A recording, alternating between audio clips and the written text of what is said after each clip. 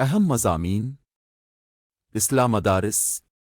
مدارس عربیہ اسلامیہ اور مکاتب دینیہ اسلام کے بقا و تحفظ کا اہم ذریعہ ہیں۔ مدارس میں ایسے افراد تیار ہوتے ہیں جو اسلامی فنون کی حفاظت کرتے ہیں۔ مدارس سے ایسے افراد تیار ہوئے ہیں جو اسلامی ماحول کے سانچے میں خود پلے ہوتے ہیں اور دوسروں کو خالص دینی اسلامی تہذیب و ثقافت پر قائم رہنے کی تلقین کرتے ہیں اور بڑی حد تک کامیاب رہتے ہیں۔ مدارس سے ایسے افراد تیار ہوتے ہیں جو اسلام کے خلاف کیے جانے والے اعتراضات کا جواب دیتے ہیں اور باطل کے سامنے سینہ سپر ہوتے ہیں، اس طرح اسلام کی اشاعت و غلبہ کا ذریعہ بنتے ہیں۔